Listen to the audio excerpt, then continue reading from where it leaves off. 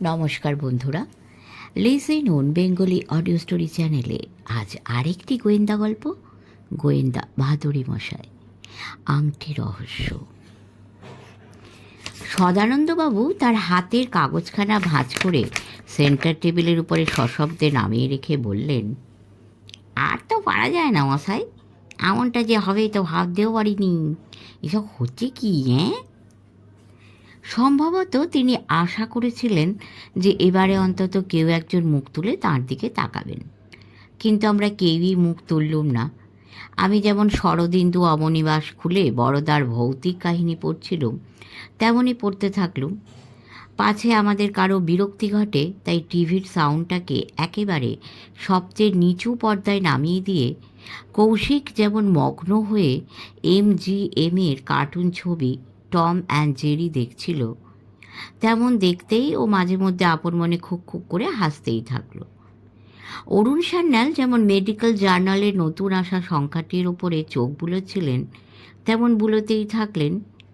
এমনকি ভাদুড়ি মশাইও ইস্টার্ন কুরিয়ারের সানডে সেকশনের শেষ পৃষ্ঠাটি সামনে রেখে যেমন ওয়ার্ড জাম্বেলের সমাধান খুঁজে যাচ্ছিলেন, তেমন খুঁজতেই থাকলেন। কারও মুখে টু শব্দটি নেই, সকলে স্পিকটি নট। অথচ সদানন্দবাবুর কথা যে কারো কানে যায়নি তা নয়। আমার কানে যেমন গিয়েছে, তেমন অন্যদের কানেও নিশ্চয়ই গিয়ে থাকবে। তবু মুখ তোলা তো দূরের কথা, কারো যে কিছুমাত্র ভাবান্তর হয়েছে তাও আমার মনে হলো না। শেষ পর্যন্ত আমাকেই মুখ তুলতে ও খুলতে হলো। বললুম, কি হলো, এত উত্তেজিত হচ্ছেন কেন? ভাদুড়ি মশাইও একেবারে সঙ্গে সঙ্গেই মুখ খুললেন, বললেন, TRUET, উল্টে পাল্টে UTTER, অর্থাৎ আটার। উত্তরটা যে হন্টেড হাউস হবে সে তো ছবি দেখেই বুঝেছিল, কিন্তু দুটো ইউয়ের একটা এতক্ষণ খুঁজে পাচ্ছিলাম না। যাক, সার্কেলের মধ্যে সেটাও পাওয়া গেল। তো সদানন্দবাবু, আপনি যেন কি বলছিলেন? প্রশ্নটার জবাব না দিয়ে সদানন্দবাবু পাল্টা প্রশ্ন করলেন, হন্টেড হাউস সেটাও আর কি? আজকাল যেসব 15 তোলা 20 তোলা বাড়ি হচ্ছে, সেই রকমের কোনো হাল ফ্যাশনের বাড়ি? ইতিমধ্যে টম অ্যান্ড জেরি শেষ হয়ে গিয়ে নতুন যে কার্টুন ছবি শুরু হয়েছিল, সেটা বিশেষ পছন্দ না হওয়ায় সুইচ অফ করে দিয়ে আমাদের দিকে মুখ ফিরিয়ে কৌশিক বলল, বোস জেঠু, হাল ফ্যাশনের বাড়ি নয়, হানা বাড়ি। অরুণ সান্যাল তার হাতের ম্যাগাজিন নামিয়ে রেখে বললেন, কিছু বোঝা গেল? এই তা কেন বুঝবো না, ওই যাতে ভূত পেন্নি থাকে আর কি। জানলার ছিটকিনি আর দরজার খিল আপনা থেকেই খুলে গিয়ে হঠাৎ হঠাৎ জানলা দরজা হাট হয়ে যায়, সারা রাত্রির বাচ্চা ছেলের কান্না শোনা যায়। গরমের দিনেও কিছুর মধ্যে কিছু না করতে গিয়ে যেন ঠান্ডা বাতাস এসে ঘরের ভেতর ঢুকে পড়ে। সে আবার এমন ঠান্ডা যে হাড় হিম হয়ে যাওয়ার জোগাড় হয়, তাই না? ঠিক তাই। শুনে সদানন্দবাবু এক মুহূর্ত চুপ করে রইলেন, তারপর গলাটা একটু খাঁকড়ে নিয়ে বললেন, দুর্গা দুর্গা। কি বলবো মশাই, আমাদের তারকেশ্বরের ওদিকেও ঠিক এই রকমের একটা বাড়ি ছিল, অনেক কালের পুরনো বাড়ি। আমরা ছেলেবেলায় যখন দেখেছি তখনই তার আলসে আর দেয়ালে ইয়াব বড় বড় সব বট গাছ গজিয়ে গেছে। ছাদ ফুটো হয়ে বর্ষাকালে জলের তোড়ে ঘর ভেসে যাচ্ছে। পরেশ তারা খসে গিয়ে এখানে ওখানে ইট বেরিয়ে পড়েছে। এখানকার কালের ইট নয়, সেই আমলের পাতলা ইট, ওই মানে আন্ধার কালের মন্দিরে টন্দিরে যেরকম ইট দেখা যায় আর কি। কৌশিক বলল, তবে তো খুবই পুরনো। এই পুরনো বলে পুরনো, বাবার কাছে শুনেছি 18 সেঞ্চুরির শেষের দিকে ব্যাটেল অফ প্লাসির বছর 15-20 পরে তৈরি হয়েছিল। ওদিককার এক জমিদারের বাড়ি, কিন্তু খুব বেশি দিন তিনি নিজেও ও বাড়িতে থাকতে পারেননি। সময় মতো খাজনা দিতে পারেননি বলে বাড়ি শুদ্ধ তার জমিনদারি নিলেম হয়ে যায়। কর্নওয়ালিস সাহেব তখনও পার্মানেন্ট সেটেলমেন্টের ব্যবস্থা করেননি তো। অন্তত আমার বাবার কাছে ওই রকমই শুনেছি। ঠিকই শুনেছেন। পার্মানেন্ট সেটেলমেন্ট চালু হয় আরও বছর কয়েক বাদে, এই 1793-তে। তাই? তবে তো বলতে হয় বাবা মোটেই ভুল বলেননি। বাড়িটা যিনি করিয়েছিলেন নেহাতি বছর দুয়েকের মধ্যে তিনি ভিটে ছাড়া হয়ে যান। কিন্তু সেটা কোনো কথা নয়। আসল কথা হলো বাড়ি শুদ্ধ ওই জমিনদারি কে কিনে নিল। অরুণ সান্যাল বললেন, কে কিনল? এই কিনল তার নেমো খারাপ নাইব। ভাদুরী মশাই বললেন, এ তো সিপাই মিউটিনি 60-65 বছর আগের কথা। বিলক্ষণ। দেবী সিংহি ছিল কোম্পানির ইজারাদার। কোম্পানির হয়ে সেই জমিদারের কাছ থেকে খাজনা আদায় করত। খলিফা লোক, তার উপরে ঘোর অত্যাচারী। খাজনা দিতে দেরি হওয়ার অজুহাতে এদিককার বিস্তর জমিদারিকে সে নিলামে তুলিয়ে ছেড়েছে। সেসব জমিদারির অনেকগুলি যে সে জলের দরে নিজেই কিনে নেয়নি তা নয়। 19th সেঞ্চুরির গোড়ায় সে বেটা মারা যেতে সবাই হাঁপ ছেড়ে বাঁচে। তা সদানন্দবাবু, আপনাদের এই জমিদার বাবুটির খাজনা বাকি পড়ল কেন? অজম্মা হয়েছিল বলে প্রজারা খাজনা দেয়নি? এই আমি কি করে বলবো, সে কি আজকের ব্যাপার? তবে হ্যাঁ, আমার বাবা তাঁর ঠাকুরদার কাছে ছেলেবেলায় যা শুনেছিলেন সেটা বলতে পারি। কি শুনেছিলেন? শুনেছিলেন যে প্রজারা তাদের খাজনা ঠিক দিয়েছিল, তবে কিনা যে অংশটা কোম্পানির ইজারাদারের কাছে পৌঁছে দেওয়ার কথা, মাঝপথে সেটা লুট হয়ে যায়। তো লোকে বলে যে সব সাজানো ব্যাপার। ওই বেটা নাইবি তার লোক লাগিয়ে টাকাটা লুট করিয়েছিল। তা যদি নাই হবে তো জমিদারি নিলেমে ওঠার পর সে ওই চক মেলানো বাড়ি শুদ্ধ সেটা কিনলো কি করে? তারপর? আরে তারপরেই তো আসল ব্যাপার। কিনলো ঠিকই, কিন্তু ধমে সইল না। তার মানে? তার মানে যারা আনগ্রেটফুল লোক শেষ পর্যন্ত তাদের যা হয় আর কি। ওই নায়েব ব্যাটার ছেলেরও তাই হলো আর কি। গল্পের টানে কৌশিক ইতিমধ্যে টিভির সামনে চেয়ার থেকে উঠে এসে তার মামাবাবু ভাদুরী মশাইয়ের পাশে বসে পড়েছিল। সেখান থেকে সে ঝুঁকে পড়ে বলল, আহ বোস জেঠু, আপনি বড্ড ঘুরিয়ে পেঁচিয়ে কথা বলেন। কি হয়েছিল সেটা সাপ সাপ বলবেন তো? তা নয়, you are all the time beating about the bush. কি হয়েছিল? বাজ পড়ে লোকটা মারা গেছিল? উত্তরটা তক্ষুনি পাওয়া গেল না, কেননা মালতী ইতিমধ্যে তার কাজের মেয়েটির হাত দিয়ে আরেক প্রস্তুত চা পাঠিয়ে দিয়েছিল। সেন্টার টেবিলে চায় ট্রে নামিয়ে রেখে মেয়েটি বলল, 12টা বাজে, আজ আর চা দেওয়া হবে না, আধ ঘন্টার মধ্যেই খাওয়ার ডাক পড়বে। মা ওদিকে টেবিল সাজাচ্ছেন। সদানন্দবাবু বললেন, তাহলে আবার এখনই চা দেওয়ার কি দরকার ছিল? আর তাছাড়া আমি তো এনাদের মতো চা খুব নই, মিনিটে চা খাই না। হিসেব করে যেটুকু খাই তাই এরই মধ্যে খাওয়া হয়ে গেছি। এটা খেলে তো বাড়তি হয়ে যাবে। আমি বললুম, খান খান, একে তো আজ রবিবার, তার উপরে ভাদরে মশাই ব্যাঙ্গালোর থেকে সবে এসেছেন। এবারে নাকি পুরো 1 সপ্তাহ এখানে থাকবেন। তাই এটাকে সেলিব্রেট করার জন্য আপনি একটা এক্সট্রা কাপ চা খান তো, কিচ্ছু ক্ষতি হবে না। কৌশিকের ধৈর্যের বাঁধ একেবারে ভেঙে পড়বার উপক্রম হয়েছিল। অসহিষ্ণু গলায় বলল, হচ্ছেটা কি? এখন আবার চা নিয়ে ডিসকাশন শুরু হয়ে গেল? বলি, গপ্পটা কি শেষ হবে না? ধীরে সুস্থে নিজের পেয়ালায় লিকার ঢেলে নিয়ে তাতে আলতো একটা চুমুক দিয়ে সদানন্দবাবু বললেন, হবে হবে বাবা, হবে। তার তো কোনো লক্ষণ দেখছি না, খালিই তো আগরম বাগরম কথা হচ্ছে। তারপর কি হলো? সে তো বললুম না। কি বললেন? ওই যে বললুম, ধম্মে সইল না, বুঝলে বাবা। তোমরা একালে ছেলেপুলে ধম্ম মানো না, জাত মানো না, যেখানে সেখানে যা ইচ্ছে তাই খেয়ে বেড়াও। কিন্তু একটা কথা সব সময় মনে রাখবে, ধম্মের কল বাতাসে নড়ে, এটা কখনো ভুলে যেও না। ঠিক আছে, ভুলবো না, কিন্তু কলটা এক্ষেত্রে কিভাবে নড়লো সেইটা বলুন দেখি। বাজ পড়ে লোকটার মাথা ফাটলো? ঠাট্টা করছো? তা করো। সদানন্দবাবু আর একবার তার চায়ের পেয়ালায় চুমুক দিলে বললেন,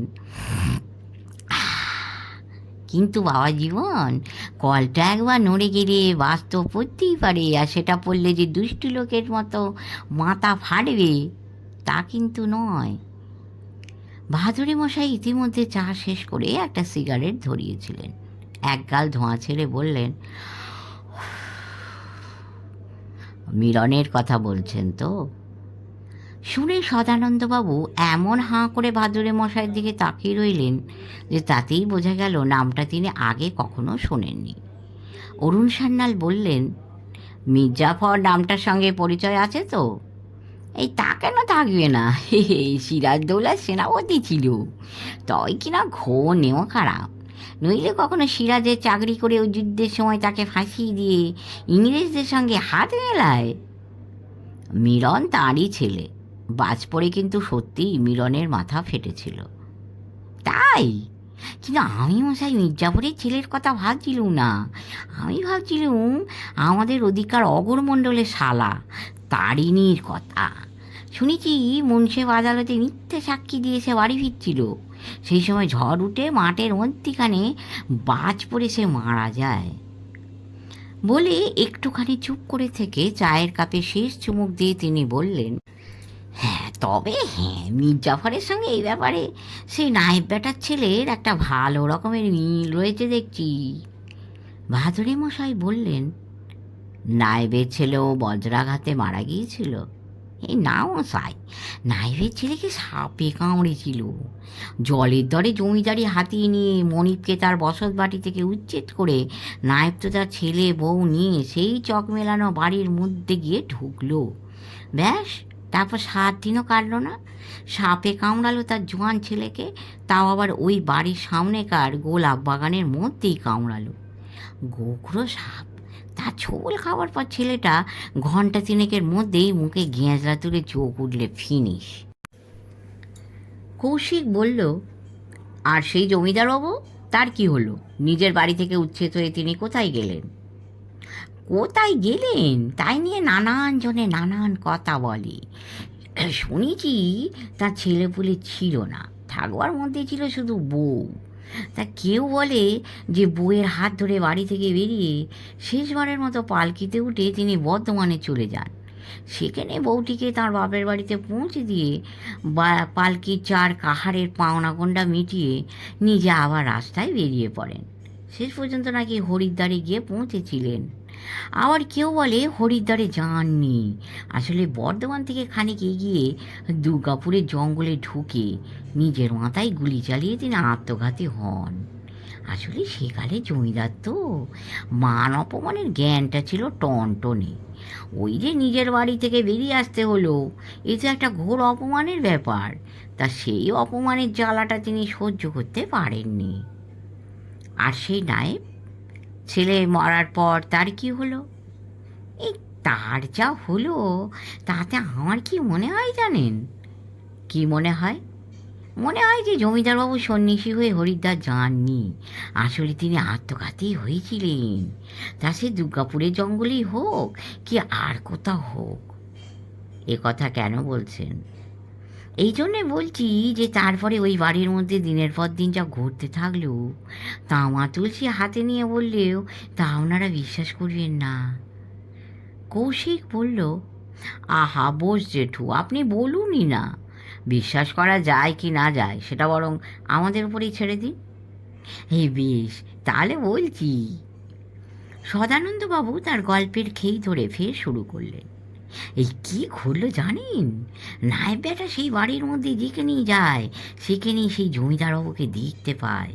চানের ঘরে গিয়ে দেখতে পায় জমিদারবাবুটি চোখ পাকিয়ে তার দিকে তাকিয়ে আছেন। চুলায় যাওয়ার জন্য আয়নার সামনে গিয়ে দাঁড়ালে দেখে আয়নায় তার নিজের চেহারা নয়, জমিদারবাবুর চেহারা ফুটে উঠেছে। ভুরু কুঁচকানো, কটমটে চাউনি, উফ, সে কি বিভৎস ব্যাপার! তা এসব তো আপনার শোনা ব্যাপার বোস জেঠু, তাই না? তাই ওই কি, কপাল করে আমি কি ওই 18th সেঞ্চুরিতে জন্মেছিলুম নিজের চোখে এসব দেখতে পাবো বলে? তবে কিনা শোনা কথা হলেই যে সেটা মিথ্যে কথা হবে তার কিন্তু কোনো মানে নেই। ভাদুরী মশাই বললেন, আর এই শোনা কথা থেকেই আপনার মনে হলো যে জমিদার বাবুটি আত্মঘাতীই হয়েছিলেন? এই বিলক্ষণ! আরে মশাই, অপঘাতে মৃত্যু না হলে কি কারোর পিতাত্মা এমনি করে কাউকে তাড়া করে ফেলে, চোখ পাকিয়ে এইভাবে তাকে ভয় দেখায়? শুধু কি তাই, নায়েব বেটার ঘুমেরও সেই থেকে দপা রপা। যদি বা একটু ঝিউনি ভাব আসে তো হঠাৎ হঠাৎ চটকা ভেঙে যায়, আর তখনই শুনতে পায়। ওহ, কি বলবো মশাই, আমার তো সে কথা ভাবতেই গায়ে কাঁটা দিচ্ছে। কি শুনতে পায়? শুনতে পাই যে বাড়ির মধ্যে কি যেন তেড়ে বেয়ারা বাজাচ্ছে। তারপর? তারপর আর কি, চান ঘরে আর আয়নার মধ্যে জমিদারবাবুকে বার কয়েক দেখেই তো নায়েব বেটার আক্কেল গুঁড়ো হয়ে গেছিল। তারপর রাতের পর রাত না ঘুমিয়ে আর বেলার কোঁ কোঁ শুনতে শুনতে অস্থির হয়ে গিয়ে নিজের পরনের কাপড়খানাকে পাগড়ির মতো করে মাথায় জড়িয়ে নিয়ে লোকটা একদিন তল্লাট ছেড়ে পালালো। কৌশিক বলল, অর্থাৎ পাগল হয়ে গেছিল? কি, পাগল একা হয়নি বাবা জীবন, বাড়িটা তো খালিই পড়েছিল। বছর কয়েক বাদে এক নীলকষায় সেখানে এসে ঢোকে। জায়গাটা ভালো লেগে যাওয়ায় সে ঠিক করেছিল সেখানেই থেকে যাবে, কিন্তু রাত্রিরও কাটেনি তার আগে তাকেও সেখান থেকে পালাতে হয়। সেও পাগল হয়ে গেছিল? তা আকাশে ভালো করে আলো ফোটার আগেই যদি কেউ তার বাড়ির ভেতর থেকে ডিগবাজি খেতে খেতে বেরিয়ে আসে, তারপর দেউড়ি পেরিয়ে রাস্তায় নেমে ধুলোর মধ্যে একবার গড়াগড়ি খেয়ে তারপর উঠে দাঁড়িয়ে নিজের দু হাতে নিজের দুখান কান পাগড়ে পাঁয় পাঁয় করে ছুটতে থাকে, তো লোকে তাকে পাগল ছাড়া আর কি বলবে? ওই অবস্থায় তাকে কেউ দেখেছিল? গাঁয়েরই এক চাষি দেখেছিল। বন্যা হাতে সে গেল মাঠের কাজ সারতে। ব্যাপার দেখেছে তো, মাঠের মধ্যেই বদনা ফেলে রেখে সে এক ছুটে বাড়িতে ফিরে আসে আর বলতে থাকে, আরে বেটা, তুই হচ্ছিস সাহেব, কোথায় অন্যের কান পাগড়ে দুটো থাপ্পড় মারবি তা নয়, নিজেই নিজের কান বলছিস, আরে ছ্যা ছ্যা ছ্যা। ঘটনার পর পুরো 7 দিন সে নাকি ওই একটা কথাই বলে গিয়েছিল। শেষ পর্যন্ত পাশের গাঁ থেকে ওঝা ডেকে জল পড়া তেল পড়ার ব্যবস্থা করে তাকে সারিয়ে তুলতে হয়। অরুণ সান্যাল খুব খুব করে হাসছিলেন। সদানন্দবাবু তাকে খাপ্পা হয়ে বললেন, আরে মশাই, এত হাসির কি আছে? বিশ্বাস করতে ইচ্ছে না হয়তো করবেন না, কিন্তু নিজের কানে আমি যা শুনেছি তা তো আমাকে বলতেই হবে। তবে হ্যাঁ, এটাও জেনে রাখুন যা তারপর থেকে আর ও বাড়িতে কেউ ঢোকেনি। বাড়িটার অবস্থা এখন কি রকম? 200 বছর ধরে ফাঁকা পড়ে থাকলে যেমন হতে পারে সেই রকম। দরজা জানলার কাঠ লোপাট, এখানে ওখানে খিলেন ভেঙে পড়েছে, ছাদ ফেটে জল পড়ছে, বাগানে 3 ফুট লম্বা ঘাস আর জঙ্গল গজিয়েছে। যেমন বাগান তেমনি বাড়ির মধ্যেও সাপ আর শ্যাল ঘুরে বেড়াচ্ছে। কি বলবো মশাই, ভূতের কথাটা জানাজানি হয়ে গেছে তো, তাই পার্টিশনের পরে পূব বাংলা থেকে এত যে লোক এলো, তাদের কেউ বাড়িতে ঢোকেনি, এমনকি নকশালরাও না। একটুক্ষণ চুপ করে রইলেন সদানন্দবাবু, তারপর সোফা থেকে মুখটা একটু সামনে ঝুঁকিয়ে বললেন, কি ভাবছেন, গিয়ে একবার সচক্ষে দেখে আসবেন নাকি? উত্তরটা আর শোনা হলো না, কেননা ঠিক এই সময়ে ডোরবেল বেজে উঠল। কৌশিক বলল, এখন আবার কে এলো রে বাবা? কাজের মেয়েটি ঘরে ঢুকে বলল, এক ভদ্রলোক এসেছেন, নাম বলল ফুকন, মামাবাবুর সঙ্গে দেখা করতে চান। ভাদুরী মশাই বললেন, কি আপদ, আমি যে এখন কলকাতায়, লোকটা তা জানলো কি করে? অরুণ সান্যাল বললেন, আমি জানিয়েছি দাদা, পরশুদিন ফোন করেছিলেন, আপনার ব্যাঙ্গালোরের ফোন নাম্বার জানতে চাইলেন। তখন আমিই বলেছি যে আপনি আপাতত হপ্তাখানেক কলকাতায় থাকবেন, তাই ব্যাঙ্গালোরে ফোন করার দরকার নেই। কিছু যদি জানাতে হয় তো এখানেই জানানো যেতে পারে। তা আজকেই যে ইনি চলে আসবেন তা ভাবিনি। নিশ্চয়ই জরুরি দরকার। কাজের মেয়েটির দিকে তাকিয়ে ভাতুড়ি মশাই বললেন, যাও যাও নিয়ে এসো। কাজের মেয়েটি বলল, এই কথাবার্তা একটু তাড়াতাড়ি সারবেন মামাবাবু, মা ওদিকে ভাত বাড়তে নিয়ে গেছেন। ভাতুড়ি মশাই হেসে বললেন, মাকে একটু দেরি করে বাড়তে বলো, কথাটা না সেরে তো উঠতে পারবো না। কাজের মেয়েটি যে ভদ্রলোককে এনে ড্রয়িং রুমে পৌঁছে দিয়ে গেল, তাকে দেখেই ভাদরে মশাই সোফা থেকে দাঁড়িয়ে উঠেছিলেন। পর মুহূর্তে সামনে দুপা এগিয়ে বললেন, আরে কেদার সাহেব, বসো বসো। তা কোথায় আছো এখন, কি করছো? ভদ্রলোকের মাথা জোড়া বিশাল টাক, গায়ের রং টকটকে ফর্সা, পরনে বাদামি রঙের কর্ডুরয়ের পাতলুম আর সুতি কাপড়ের হাফাতা সাদা শার্ট। শার্টের কাপড় পাতলা বলে বোঝা যায় যে তার তলায় অন্তর্বাস হিসেবে একটি সুতি জালি স্যান্ডো গেঞ্জি পরেছেন।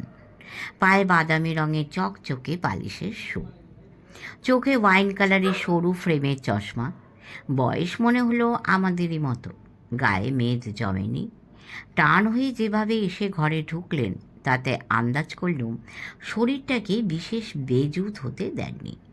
একটু যে শৌখিন প্রকৃতির মানুষ এক নজর দেখে সেটাও বুঝে নেওয়া যায়। ভদ্রলোক ইতিমধ্যে আসন গ্রহণ করেছিলেন। বললেন, কোথায় আর থাকবো, 84-এ যে হিমাচল ডিস্টিলারি চাকরি থেকে রিটায়ার করে ধুবড়ীতে ফিরে গিয়েছিলাম তা তো তুমি জানো। তো সেই থেকে সেখানেই আছি। কলকাতায় এসেছিলাম আমার এক ভাগ্নির মেয়ের বিয়ে উপলক্ষে, সেসব মিটে গেছে। এখন তোমার কাছে এসেছি একটা জরুরি ব্যাপারে পরামর্শ করতে।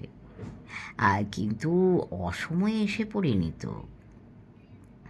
আরে না না, অত ভদ্রতা করার দরকার নেই, ইউ আর অলওয়েজ ওয়েলকাম। কিন্তু ব্যাপারটা কি? ভদ্রলোক একটু সংকুচিতভাবে আমাদের দিকে তাকিয়ে বললেন, বলছি চারুদা, কিন্তু এদের সঙ্গে তো পরিচয় করিয়ে দিলে না। আরে তাই তো, এটা তো খেয়ালই করিনি। তারপর একে একে আমাদের পরিচয় করিয়ে দিয়ে বললেন, আর এ হচ্ছে কেদারেশ্বর ফুকন, কলেজে আমার 1 বছরের জুনিয়র। তা আমরা মিশনারি কলেজে পড়তুম তো, 40-এর দশকে সেখানে অনেক অধ্যাপকই ছিলেন খাঁটি ইংরেজ। তাদের সঙ্গে কথা বলার দরকার তো রোজই হতো। তখন আমরা মহা ফ্যাসাদে পড়ে যেতুম। যা বলতে চায় বাংলায় সেটা ভালো করে ভেবে নিয়ে নাউন, ভার্ব, প্রিপোজিশন ইত্যাদি ব্যাপারগুলো ঠিক ঠিক জায়গায় বসিয়ে তারপর গোটা সেন্টেন্সটাকে মনে মনে ইংরেজিতে ট্রান্সলেট করে তবেই তাদের কাছে মুখ খুলবার সাহস হতো। আর কলেজের করিডোর দিয়ে আসতে যেতে দেখতে পেতুম যে আমাদের যখন এই অবস্থা, তখন আমাদের 1 ক্লাস নিচের এই কেদার ছোকরা তাদের সঙ্গে অনর্গল ইংরেজিতে কথা বলছে। কলেজে তাই ওর নামই হয়ে গেছিল কেদার সাহেব। ফুকন পদবী থেকে বুঝতে পেরেছিল ভদ্রলোক বাঙালি নন, তাই বললুম, শুধু ইংরেজি কেন, ইনি তো দেখছি বাংলাটাও গড়গড়িয়ে বলছেন। তা কেন বলবে না, ওর মা তো বাঙালি, আমাদের নর্থ ক্যালকাটার মেয়ে।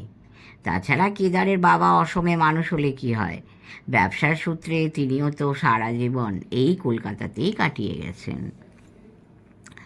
আরে বাবা, I am as good a Bengali as you are, Kedareshwar বললেন। কলকাতার স্কুল কলেজে পড়েছি, বন্ধুবান্ধবদের সবাই না হোক 90% ছিল এখানকার বাঙালি বাড়ির ছেলে, তাহলে আমি বাংলা বলতে পারবো না কেন? ভাদুড়ি মশাই বললেন, তবেই বুঝুন। তারপর কেদারেশ্বরের দিকে তাকিয়ে, কিন্তু তোমার খবরাখবর তো কিছুই শোনা হলো না। যেবার সিমলায় যায় তোমার গিন্নির সঙ্গে দেখা হয়নি, তিনি কেমন আছেন? তোমার ছেলের খবরই বা কী, সে এখন কোথায়? সে তো শুনেছিলুম নিউ অরলিয়েন্সে কাজ করে, এখনও সেখানেই আছে?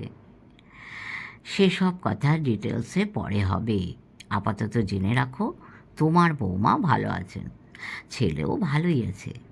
তবে কিনা মেম সাহেব বিয়ে করেছে তো, তাই দেশে ফিরবে এমন আশা করি না।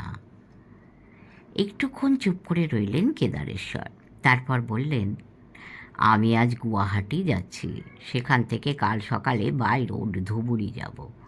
তার আগে হঠাৎ তোমার কাছে ছুটে আসার দরকার হলো কেন সেটাই বরং বলি। কিন্তু তোমাদের দুপুরের খাওয়া হয়ে গিয়েছে তো, নাকি হঠাৎ আমি এসে পড়ে তার ব্যাঘাত ঘটালাম?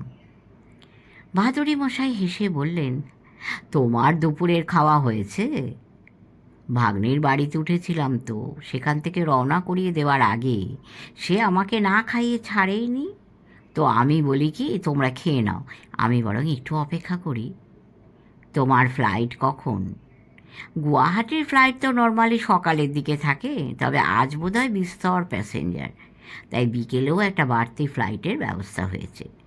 সেটার ডিপার্চার টাইম 16 আওয়ার্স, অর্থাৎ বিকেল 4টে। 3:30 নাগাদ চেক ইন করলেই চলবে। কেদারেশ্বর কবজি ঘুরিয়ে ঘড়ি দেখে বললেন, এখন 1:45 বাজে।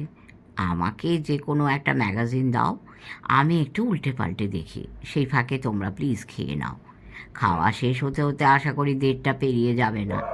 তখন থেকে 3টে পর্যন্ত কথা বলার সময় পাচ্ছি। 3টের সময় একটা ট্যাক্সি নিয়ে এয়ারপোর্টে চলে যাব। এখান থেকে এয়ারপোর্টে পৌঁছতে কি আর 8 ঘন্টার বেশি সময় লাগবে? ভাদুরী মশাই উঠে পড়ে বললেন, তাও লাগবে না, তবে ট্যাক্সি নেবার দরকার নেই, আমার ভাগ্নেই তোমাকে এয়ারপোর্টে ছেড়ে দিয়ে আসবে। নাও, তুমি বসে বসেই এ হপ্তার আউটলুকটা দেখো। ভাদুরী মশাইকে উঠতে দেখে আমরাও উঠে পড়েছিলাম। সবাই মিলে ডাইনিং টেবিলে গিয়ে বসে পড়া গেল। ভাদুরী মশাই ডালের বাটি থেকে পাতে খানিকটা ডাল ঢেলে নিয়ে বললেন, হ্যাঁ রে মালতী, বাড়িতে মিষ্টি ফিষ্টি আছে? মালতী বলল, বা, তুমিই তো আজ সকালে বাজার করে ফেরার পথে এক গাদা মিষ্টি নিয়ে এসেছো। ঠিক আছে, ড্রয়িং রুমে তাহলে একটু মিষ্টি আর কফি পাঠিয়ে দে, ভদ্রলোক একা বসে আছেন। তা পাঠিয়ে দিচ্ছি। প্রত্যেকে থালার পাশে মাছের বাটি সাজিয়ে দিতে দিতে মালতী বলল, কিন্তু ভদ্রলোকটি কে? কথাটা সরাসরি উত্তর না দিয়ে ভাদুরী মশাই বললেন, বছর 15 আগে হপ্তাখানেকে ছুটি কাটাতে তোদের নিয়ে সিমলায় গিয়েছিল, মনে পড়ে? হ্যাঁ, তা কেন পড়বে না? গোটা হপ্তাটাই তো আমি ঠান্ডা লেগিয়ে ভুগলুম বলে একটা দিনের জন্যও হোটেল ছেড়ে বেরোতে পারিনি। না পারলুম শহরটা একটু ঘুরে দেখতে, না কিছু কেনাকাটা করতে। ছুটিটা একেবারে মাঠেই মারা গেল। হোটেল থেকে বেরোতে পারিসনি বলেই চিনিস না। ও হলো কেদার ফুকন, আমাদের কলেজে পড়তো। অনেক বছর যোগাযোগ ছিল না। তারপর সিমলা থেকে চলে আসার আগের দিন তোর জন্য ওষুধ কিনতে বেরিয়ে রাস্তায় ওর সঙ্গে দেখা হয়ে যায়। রাস্তা থেকে ও ওর বাড়িতেও টেনে নিয়ে গিয়েছিল। ঘণ্টাখানেক সেখানে ছিলুমও, কিন্তু তারপরে আর কোনো যোগাযোগ নেই। আজ যে কেন এসেছে তাও জানি না। আমার মশাই, একটা কথা মনে হচ্ছে। কি মনে হচ্ছে? এই মনে হচ্ছে এবারে আমাদের বোধহয় গৌহাটি যেতে হবে। ওই মানে যে জায়গাটাকে এখন গুয়াহাটি বলা হয় আর কি। শুনে হো হো করে হেসে উঠলেন ভাদুরী মশাই। তারপর চোখ একটু ছোট করে সদানন্দবাবুর দিকে তাকিয়ে বললেন, বেড়াবার শখ হয়েছে বুঝি? তার জন্য গুয়াহাটি যেতে হবে কেন? চলুন না, 2-3 জন্য পুরী থেকে ঘুরে আসি। খাবার টেবিলে এছাড়া আর বিশেষ কথাবার্তা হলো না। চটপট খাওয়া চুকিয়ে আমরা 1:30 বাজার খানিকক্ষণ আগেই আবার বসবার ঘরে এসে ঢুকল। কেদারেশ্বর তার কফিতে শেষ চুমুক দিয়ে পেয়ালা পিরিচ হাত থেকে সেন্টার টেবিলে নামিয়ে রেখে বললেন, আমার জন্যে তোমাদের ছুটির দিনের খাওয়াটা মাটি হলো জারুদা। Extremely sorry for that. কিন্তু কি করব বলো, আজই এই ফ্লাইটে আমাকে গুয়াহাটি ফিরতে হবে। পকেট থেকে ছোট্ট একটা কৌটো বার করে তার থেকে 2-3টে এলাচ দানা খুঁটে নিয়ে মুখে ফেলে দিয়ে ভাদুরী মশাই বললেন, কেন এত তাড়া কিসে? আর 2-1টা দিন তোমার এই স্মৃতির শহরে থেকে গেলে হতো না? যেমন স্কুল তেমনি তোমার কলেজ জীবনও তো এইখানেই কেটেছে। তা কেটেছে ঠিকই, কিন্তু স্মৃতির সঙ্গে আর এই কলকাতাকে আমি মেলাতে পারছি কোথায়? সদানন্দবাবু এতক্ষণে একটা জুৎসই প্রসঙ্গ পেয়ে গিয়ে বললেন, আরে ছ্যা ছ্যা, কলকাতা কি আর সেই কলকাতা আছে মশাই? তাই তো তখন বলছিলুম, এমনটা যে হবে তা তো ভাবতেও পারিনি। এই নষ্ট হয়ে গেছে, একদম পচে গেছে। সাহেবরা কত সুন্দর একটা শহর বানিয়ে দিয়ে গেছিল, আর ইন্ডিপেন্ডেন্স পাওয়ার পরে এরা তাকে একেবারে নরক বানিয়ে ছাড়লো। আরে ছ্যা ছ্যা। সদানন্দবাবু হঠাৎ ঝাঁঝিয়ে ওঠায় কেদারেশ্বর সম্ভবত একটু ভড়কে গিয়েছিলেন। ফ্যাল ফ্যাল করে বেশ খানিকক্ষণ তার দিকে তাকিয়ে থেকে তারপর নিজের হতভম্ব ভাবটা একটু কাটিয়ে নিয়ে তিনি বললেন, না না, আমি কিন্তু কলকাতাকে নিন্দে করার জন্য ওটা বলিনি, কিন্তু সে কথা থাক। যে জন্য এইভাবে ছুটে এসেছি সেই কথাটাই বরং বলি। বাহাদুরি মশাই বললেন, হ্যাঁ, কি হয়েছে খুলে বলো, তোমার কোনো বিপদ ঘটেছে? তা যে ঘটেনি তা নয়, তবে কিনা বিপদটা আমার নয়, আমার এক বন্ধুর। কিন্তু সেটা যে কী ধরনের বিপদ তাও ভালো করে বুঝে উঠতে পারছি না। যেভাবে তুমি কথা বলছো তাতে তো আমিও কিছুই বুঝে উঠতে পারছি না। এভাবে বললে হবে না কেদার, সাফ সাফ বলো কী ঘটেছে। What exactly has happened? তার থেকে যা বুঝতে হয় সে আমি ঠিক বুঝে নেব এখন। আর ঠিক আছে চারুদা, সুশান্ত বলে কাউকে তোমার মনে পড়ে? কে সুশান্ত? সুশান্ত দত্ত রায়, আমাদের সঙ্গে যে পড়তো, এখন একজন নামজাদা ফিজিওথেরাপিস্ট, থিয়েটার রোডে চেম্বার, তার কথা বলছো? সদানন্দবাবু বললেন, এই আমার ওয়াইফকে তো উনি এখন দেখছেন। কি বলবো মশাই, বাতে প্রায় পঙ্গু হওয়ার জোগাড় হয়েছিল, তা এখনও চিকিৎসায় তো যা হোক খাট থেকে নেমে একটু নড়তে চড়তে পারছেন। তা উনি আপনার ক্লাস ফ্রেন্ড ছিলেন? এই গুরুদেব লোক মশাই। কেদারেশ্বর বললেন, না না চারুদা, আমি তার কথা বলছি না। তোমাদের সঙ্গে যিনি পড়তেন সেই সুশান্তদাকে আমার ভালোই মনে আছে। তিনি যে একজন মস্ত ডাক্তার তাও জানি, কিন্তু আমি অন্য সুশান্তর কথা বলছি। এ হলো সুশান্ত চৌধুরী, তোমাদের 1 বছরের জুনিয়র, আমাদের সঙ্গে পড়তো। ইস্ট বেঙ্গলের কমলদিঘি জমিদার বাড়ির ছেলে, বিরাট বড় লোক। কলকাতার বাড়ি থেকে গাড়ি হাঁকিয়ে কলেজে আসতো, মনে নেই? বাহাদুরি মশাই মৃদু মৃদু হাসছিলেন, বললেন, বিলক্ষণ মনে আছে। কোঁকড়া চুল, চিবুকের পাশে একটা জরুল ছিল, হাসলে গালে টোল পড়তো। তাছাড়া শীষ দিয়ে সেকালে সব হিট বাংলা গানের টিউনও ধরতে পারতো চমৎকার। কিন্তু তাকে তুমি সুশান্ত বলছো কেন? 2 সুশান্তর মধ্যে একটা ফারাক রাখার জন্য তোমাদের ক্লাসের সুশান্তকে তো গোটা কলেজ অশান্ত চৌধুরী বলে ডাকতো। ওই নামটাই পাকা হয়ে যায় আমাদের ভাইস প্রিন্সিপাল বোল্টন সাহেব কলেজের সামনের রাস্তায় ওর গাড়ি ধাক্কা লেগে পড়ে যাবার পর।